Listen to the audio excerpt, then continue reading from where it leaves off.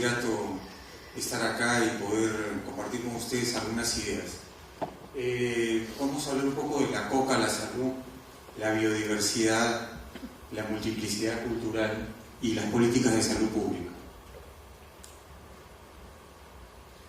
Sí, esta es una foto desde un avión que va de Cusco a Madre de Dios. La he puesto para que tengan una idea de esta unidad que hay entre Andes y Amazonas.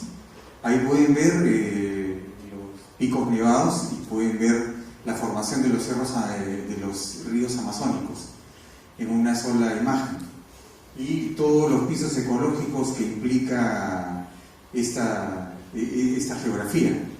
También si siguen hacia el otro lado, hacia el oeste, llegarían al mar, otro lugar de gran biodiversidad en el Perú.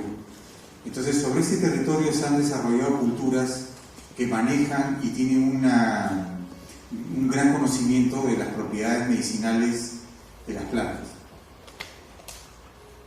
El Perú es un país especialmente rico para el desarrollo de la medicina intercultural. ¿Por qué? Por la extraordinaria biodiversidad del territorio, la diversidad cultural y las tradiciones curativas que son vigentes. Falta, por supuesto, investigación y producción de medicamentos vegetales en el Perú para poder disponer de esto en los sistemas públicos de salud. Las limitaciones serias que tiene la medicina intercultural para avanzar en el Perú son la falta de políticas de salud interculturales que, si las existen, son meramente declarativas, en la práctica no ocurre mayormente nada. Básicamente se han acercado al parto vertical, ya eso por urgencia, pues si no hacían parto vertical en algunas postas de salud, las mujeres no querían ir a dar a luz.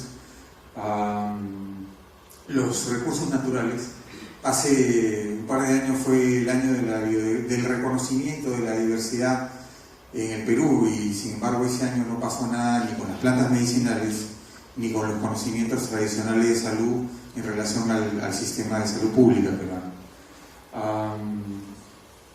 Las universidades forman profesionales con totales prejuicios hacia la medicina tradicional. Vamos a entrar un poco en esto. Las universidades en el Perú se forman en la colonia y se mantienen hasta ahora en un esquema básicamente similar en relación a lo nativo, a lo originario. La medicina que ocurre en el Perú es una medicina que está basada en plantas que modifican los estados de conciencia. Una de ellas es obviamente la coca. Vamos a hablar de la coca, el San Pedro y la ayahuasca brevemente, porque no solamente son plantas maestras, plantas sagradas, sino son plantas que alientan una forma de conocimiento. La forma de aprender en las universidades es una forma totalmente racional.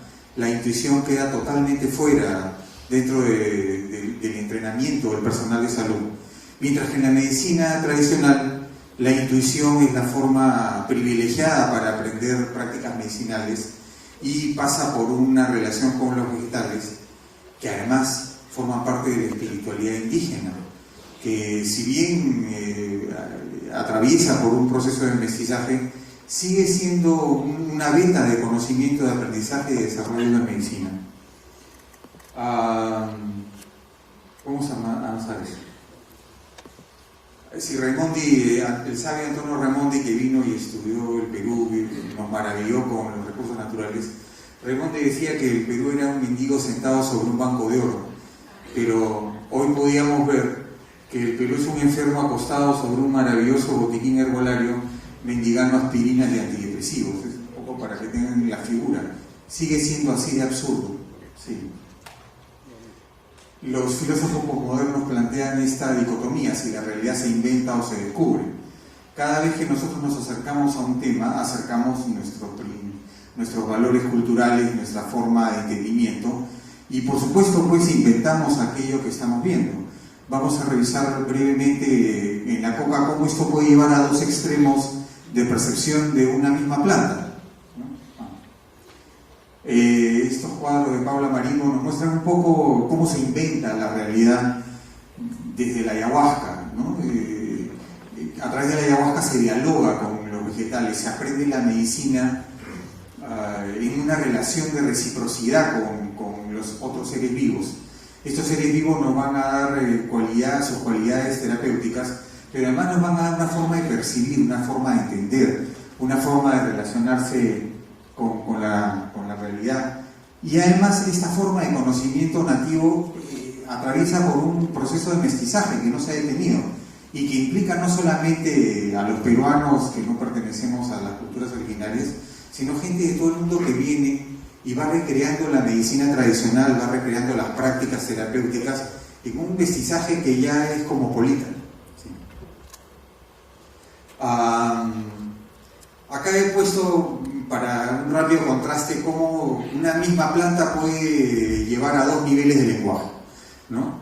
Puede hablarse de una planta sagrada, se reverencia su consumo, se le brinda respeto, o se habla de una planta maldita, ¿no? La mata que mata, como han mencionado algunos compañeros. Y la coca es algo que es considerado entre los usuarios como un hábito positivo, como un buen hábito. Mientras que en el otro lado, la cocaína, estamos hablando de malos hábitos. Si consideramos la hoja, estamos hablando de alimento y de medicina, por todos los componentes nutricionales que tienen. Mientras que en el otro lado, pues se alude a que la planta es veneno, los derivados son veneno. Hablamos de que el consumo de hoja de coca da cohesión social, une a la gente, está presente en los eventos sociales, es parte de la etiqueta de la cortesía, de la reciprocidad que hay que tener con la gente que viene, por ejemplo, a construir la casa cuando alguien se casa, en los bautizos, en los entierros. Es una planta que acompaña un montón de actividades sociales, mientras que la otra está asociada a un consumo más individual, más aislado. Las plantas maestras, y en esto la coca también, son plantas de comunicación. Tienen propiedades que facilitan el uso de la mente en una forma que va más allá de lo racional. Y entonces son plantas maestras porque nos enseñan, pero también son plantas que nos abren a la comunicación. Una persona que está chachando, está sentada, está en determinada actitud frente a la naturaleza. Una persona que inhala cocaína no se detiene, ¿no? La persona que chacha tiende a un silencio más de comprensión de las cosas. El que inhala cocaína tiene una verborrea que a veces ya excede la lógica, ¿no? o la sensatez, para no usar.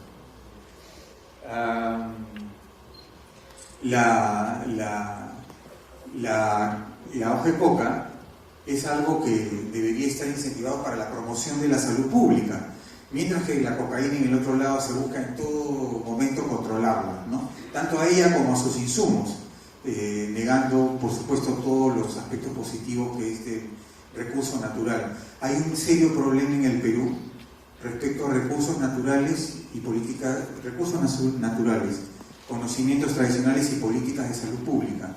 Hay una disociación prácticamente colonial, ¿no? En lo esencial no se han modificado. Quienes detentan el poder, el conocimiento a nivel oficial y manejan los centros de atención, viven de espaldas a los recursos naturales, salvo casos honrosos y excepcionales, viven de espaldas a los recursos naturales y además no son entrenados para utilizarlos. En la medicina tradicional el aprendizaje terapéutico, como les decía, es un aprendizaje básicamente intuitivo, ¿no? Visionario, onírico, a través de las plantas maestras, donde en el Perú hay varias, ¿no? Alejandro Camino decía unas 20 plantas maestras, quizás hay más, pero hay tres fundamentales que son la coca, la ayahuasca y el San Pedro. Cada una de estas plantas determina una región. La coca, el sur andino básicamente, el San Pedro, la costa y la sierra norte, donde está el complejo de lagunas de las Guaringas y en la sierra, y las huacas ancestrales en la costa, que siguen siendo centros activos de ejercicio de la medicina tradicional. Y la ayahuasca en la selva, tanto ecuatoriana, peruana, amazónica, brasilera, boliviana. Se aprende pues a través de sueños, de visiones. He conocido curanderos que decían: me dormía con la pena de ver a la gente que se moría de ciertas enfermedades en regiones aisladas, y entonces a través de sus ruegos, de sus oraciones en los sueños, soñaban con plantas. Estas plantas en los sueños se les revelaba cómo usarlas, cómo aplicarlas, y finalmente lo más curioso es que funcionaban, ¿no? Otra manera de aprender son las enfermedades graves, los accidentes, de hacer todo episodio de cercanía con la muerte provoca una transformación psicológica, una transformación en la percepción.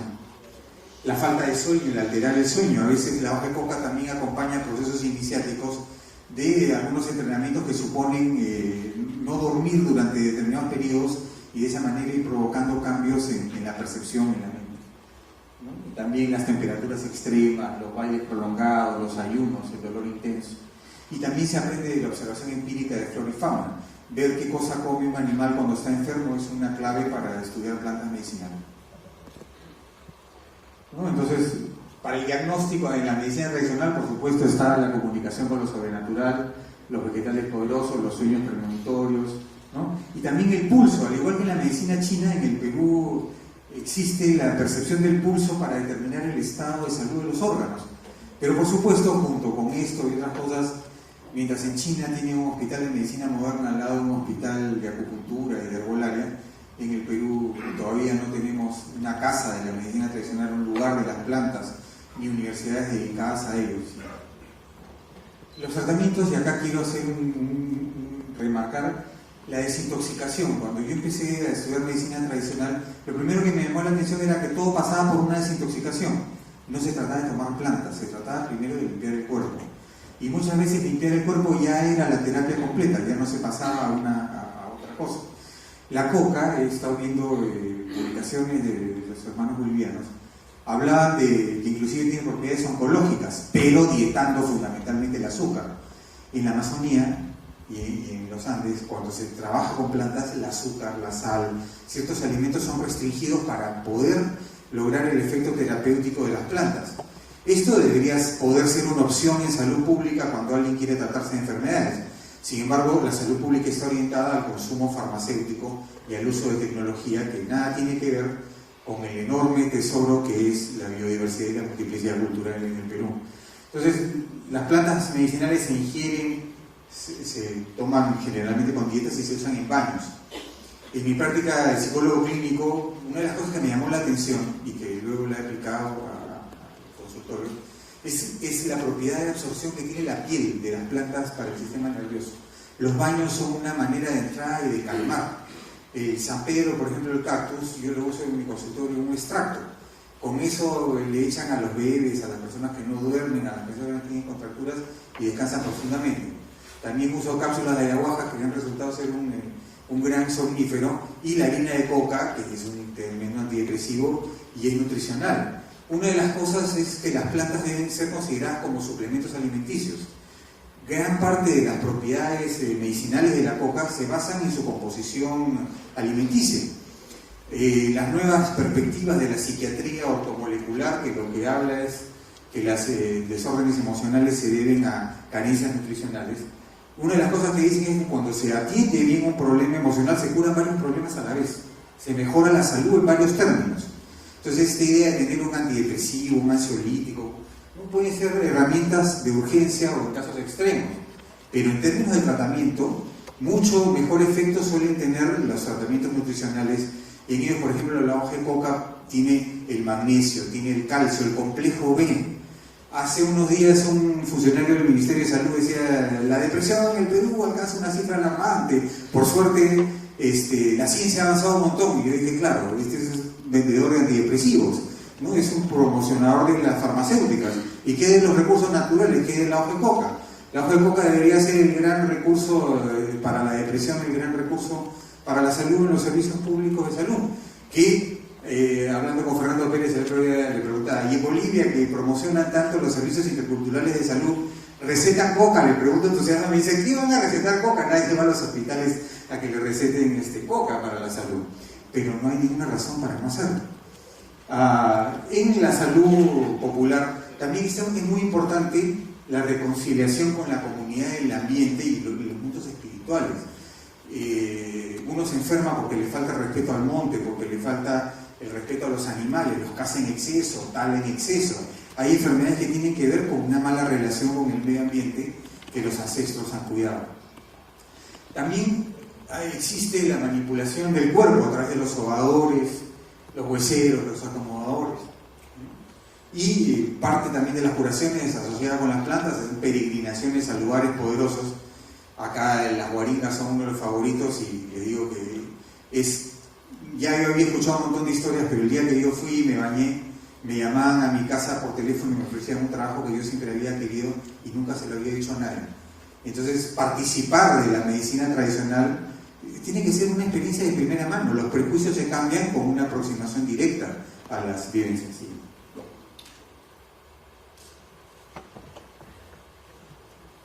Bueno, y la brujería. Por favor, señores del Ministerio de Salud, ¿cuánta gente muere al año de brujería en el Perú? ¿Alguien tiene alguna idea? Hay cosas que ni siquiera las estadísticas van a reflejar. Yo les puedo decir de la brujería dos cosas de los años que he llegado a investigar.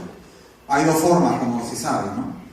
Una es poner cosas en los alimentos y en la comida, que son sustancias tóxicas. Agarran, van a los cementerios, sacan huesos de muertos, los muelen o ponen en polvo el cementerio, o descomponen en frascos plantas venenosas y usan gotas de eso.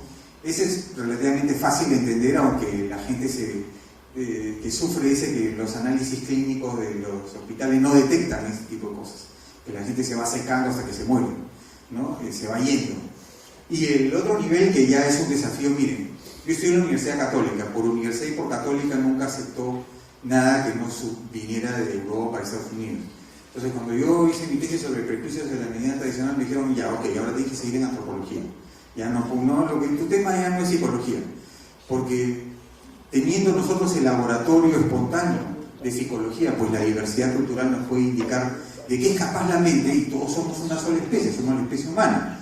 Pero la cultura activa algunas capacidades en algunos lugares y no la activa en otros.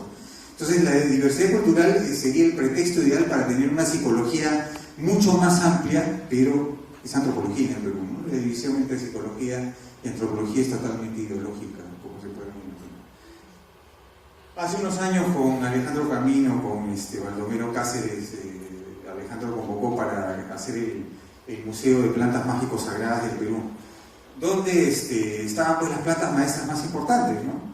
Anthony Geman también participó en la elaboración.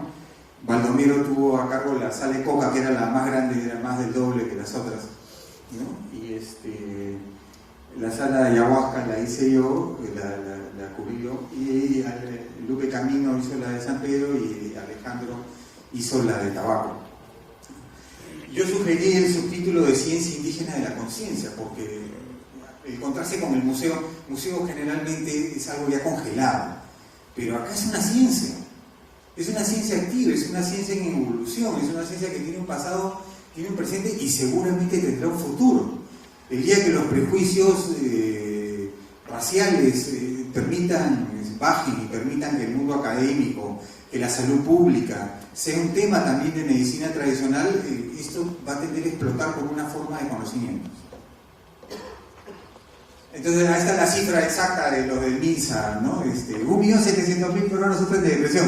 Ya me imagino que algunos se habrán relamido las manos pensando en el mercado antidepresivo que podían ganar ahí. Pero, y dice 6 de cada 10 limeños. No sé exactamente cómo han sacado esas cifras, pero eso era lo que planteaban. Y fíjense, otra de las cosas que nos enseña la medicina tradicional es la contaminación.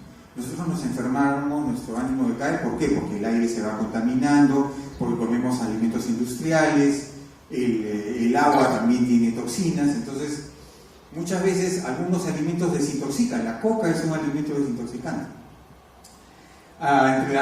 Y entonces acá pues podemos hablar de una dualidad entre coca y fármacos, ¿no? La coca ganaría en el sentido de factores nutricionales, ¿no? Y el complejo B. Y Fernando Pérez me comentaba que hay una zona, la coca que trabajó el doctor Seiki, es abundante en litio. Entonces, claro, mi pregunta inmediatamente es, ¿y eso podrá ser un reemplazante de las sales de litio que son sumamente tóxicas y dañinas para los órganos vitales y que alguna gente la tiene que tomar de por vida, ¿no? Una pregunta que queda abierta. Y parece que aumenta la producción de serotonina, que es el factor antidepresivo, igual que la ayahuasca, que tiene esa misma propiedad de aumentar la recaptación de serotonina y por lo tanto tener efectos antidepresivos notables. Bueno, la coca está mucho más ligada a las montañas en el Perú, aunque se consume en la selva. Yo consumo la coca en harina, mezclada con bicarbonato, que es una cosa que Anthony nos comentó, que los indios Bora la mezclaban la harina de coca con ceniza y eso lo ponían como un bolo y lo van absorbiendo, ¿no? Entonces Hay también, pues, vuelvo a insistir, en la Amazonía y las montañas tienen un intercambio, y son circuitos de intercambio de plantas ancestrales. Si los gobiernos regionales y las municipalidades revivieran estos circuitos de intercambio de plantas, podrían armar tremendos botiquines a disposición de sus comunidades. ¿Sí? Entonces, ya para terminar y dejar algún planteamiento concreto, jardines botánicos. Los jardines botánicos deben ser una plaga en el Perú, deben comenzar a ser una plaga en el Perú. Y claro, yo digo, debería ser una ley, pero tal vez la forma como esto debería ocurrir es que hay que interesar municipalidades y gobiernos regionales que desarrollen jardines botánicos que sean puntos de recopilación y propagación tanto de información como de especies, y donde la gente pudiera decir lo que quiera sin tener que ser pasado por un comité científico o médico, sino lugares que tengan la total libertad con la cual la medicina tradicional ocurre en el territorio peruano. Entonces, a esto también pueden entrar empresas privadas que pueden promover para sus trabajadores postas de salud intercultural, donde se ofrecen estos servicios. Miren, en el Perú ser culto es saber de plantas, porque es el país de la biodiversidad. Entonces, claro, se ha asociado la cultura a saberse de memoria las fechas de la historia universal, ¿no? La Revolución Francesa, lo cual está bien. Pero en el Perú ser culto, la gente que se dedica a estudiar el Perú se dedica a las plantas medicinales, y son caminos largos, caminos a veces difíciles que la gente recorre para aprender a curar. Entonces, los centros educativos, y el presidente Humala en su discurso de este año mencionó medicina tradicional. Como yo dije, bueno, a ver qué pasa. En el programa Pensión 65, algunas personas que son mayores de 65 se reúnen y comentan de medicina tradicional a los chicos en las escuelas. Ese es el esfuerzo oficial de este conocimiento, ¿no? Sin embargo, los centros educativos también deberían ser lugares con biohuertos, con huertos medicinales, donde las personas mayores vayan a hablar con los chicos, enseñarles a curarse los problemas más frecuentes de sus zonas, de sus áreas. Eso es ser culto, ¿no? Aparte de otras cosas, de otros conocimientos que se requieren. Las empresas privadas y comunales también pueden dedicarse a esto. Por si acaso, el formato de la medicina tradicional, del jardín botánico, es el jardín como un centro de producción de plantas y de acopio, que tenga un taller de procesamiento de tecnología intermedia y que alimente a la posta intercultural o al hospital intercultural que esté cerca. Ese es el esquema, no es solamente un jardín botánico para ayudarnos a las especies, es que termine con un valor de uso inmediato. Entonces, lo otro que se requiere son cursos de salud natural, intercultural, tradicional, como se quiera llamar. Desde los niveles de inicial, los niños deben poder identificar plantas hasta posgrado. En el Perú no hay posgrado de plantas, el país de la biodiversidad no tiene posgrado de plantas. No hay maestrías de salud para poder trabajar con recursos naturales. Es decir, la oficialidad, tanto en el sistema educativo como en los servicios, está casi blindada para las plantas y los conocimientos tradicionales. Y se requiere promover investigación en salud pública. Y para cerrar, esta es una frase de estos curanderos, con ellos trabajé en uno de mis libros. Entonces se reunían, intercambiaban plantas y ellos decían, ¿no?, que la posta tiene que ser como un jardín con muchas plantas. Los hospitales deben ubicarse cerca de las plantas medicinales, donde están los bosques, las montañas, las reservas naturales. Acaban de hacer la Sierra del Divisor, y cuando publican yo les digo, bueno, hagan un hospital intercultural con plantas medicinales en la Sierra del Divisor, tienen ahí la gran despensa. En la selva hay laboratorios de biólogos, pero la mayoría son extranjeros, que vienen a estudiar cosas que luego pasan a la industria farmacéutica. Entonces, en los hospitales pueden estar los médicos, los vegetalistas, las parteras, los evaporadores, sogadores y hueseros.